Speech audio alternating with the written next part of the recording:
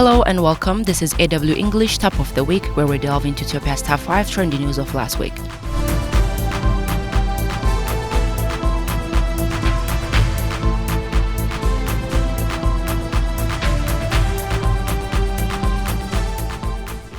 First up, national dialogue and transitional justice instrumental to rectify Ethiopia's historical shortfalls.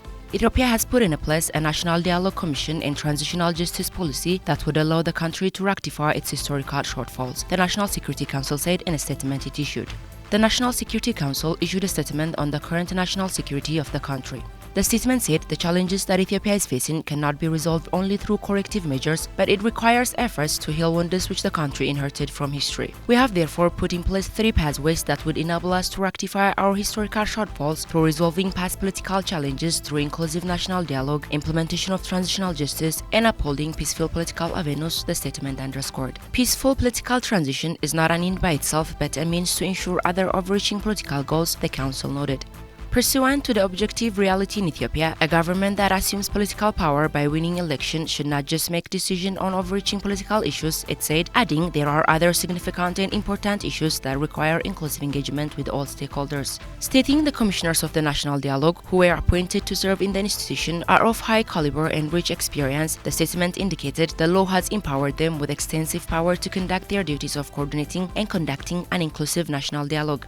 The Commissioner have now charted out extensive outlines on how the inclusive dialogue should be conducted by consulting with pertinent stakeholders, the Council added. The process of identifying candidates who would participate in the national dialogue has been conducted in 10 regional states and 2 city administrations, where some 12,294 participants have been identified from 679 districts, it said.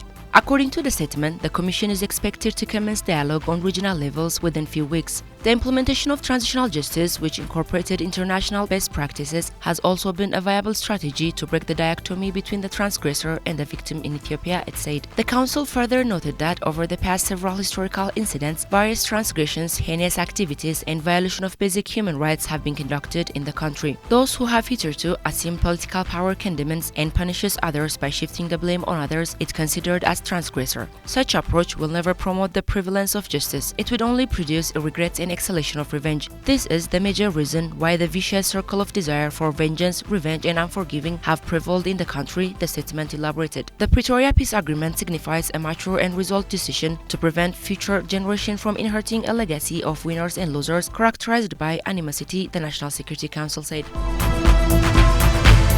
Next up, Libyan Prime Minister visited Ethiopia. Prime Minister of the State of Libya, Abdulhamid Al-Dabaiba, arrived in Addis Ababa to pay an official working visit to Ethiopia. Upon arrival at the Addis Ababa Bole International Airport, he was warmly received by Federal Minister of Foreign Affairs, Ambassador Taye Asqeselase. Abdulhamid Al-Dabaiba held discussions with his Ethiopian counterpart, Prime Minister Abiy Ahmed, regarding regional peace and stability, economic cooperation, workforce exchange, and other areas of mutual interest. I am pleased to welcome Prime Minister Abdulhamid Al-Dabaiba of the State of Libya. During our meeting, we engaged in discussions regarding regional peace and stability, economic cooperation, workforce exchange, and other areas of mutual interest, Prime Minister Abiy Ahmed shared on social media page. The Libyan Prime Minister also laid a wreath at the newly built Adwa Victory Memorial in Addis Ababa. During the occasion, Libya's Prime Minister expressed pleasure over the construction of Adwa Victory Memorial, which is the pride of all Africans. Moving on. Expansion of BRICS opened opportunities for strategic partnership, says Foreign Affairs Institute. Inclusion of diversified countries into BRICS has opened great opportunities for strategic partnership among the member states of peoples in the political, economic, and social sectors, according to the Ethiopian Institute of Foreign Affairs. A roundtable meeting on strengthening cooperation between Ethiopia and Russian academic and think tank institutions under the BRICS framework was held in Addis Ababa. The meeting is in preparation for the upcoming BRICS Academic Forum to be held in Moscow next month, it was learned. Opening the roundtable meeting, Institute of Foreign Affairs Executive Director Jafar Bedru said Ethiopia recognizes the importance of multilateralism and is dedicated to an active participation in the effort to comprehensive reform at architecture of global governance to make it more representative, inclusive, and diversified. According to him, Ethiopia strongly supports the reform of the UN system and other multilateral institutions in a way that reflects greater representation and inclusion of all countries and regions in the global decision-making process. Since its official joining of BRICS in the 1st of January 2024, Ethiopia has been an active member of the bloc, and the country has been playing an irreplaceable role in creating stable, peaceful, and prosperous global community.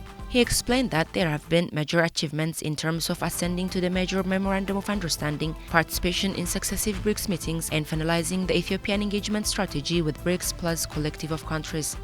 BRICS Expert Council head Victoria Panova of Russia said that many countries have been showing interest to become members of the bloc because it has become so successful and attractive to the rest of the world. According to the council head, the forum is very important to discuss issues of cooperation, both horizontal and vertical, between all parts of societies and BRICS countries, which provide for feedback and for new innovative ideas to proceed to the leaders. Finance Minister Ahmed Shide holds discussions with Assistant Secretary of State for African Affairs and other U.S. officials. The Ethiopian delegation, led by Finance Minister Ahmed Shide, held strategic discussions with U.S. Assistant Secretary of State for African Affairs Ambassador Molifi, the Special Envoy for Horn of Africa Ambassador Michael Hammer, and Under Secretary for U.S. Treasury for International Affairs Jay Shambug.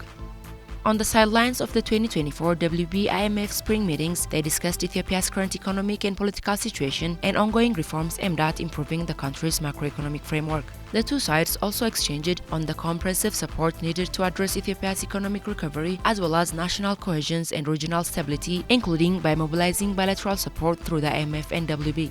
The minister also met with the World Bank MD for Operations, Anna Bierde. The discussions focused on Ethiopia's ambitious homegrown economic reform and development priorities. The MD reaffirmed the World Bank commitment to support Ethiopia's effort to establish a foundation for an inclusive economic recovery and transformation aimed at benefiting all citizens of Ethiopia. Ethiopia's Finance Minister Ahmed Shide represented Ethiopia at the Global Sovereign Debt Roundtable (GSDR), co-chaired by the IMF, WB, and Brazil as the G20 presidency during the 2024 spring meetings. The meeting was attended by Paris Club and non-Paris Club creditors, debitor countries, and representatives of the private sector.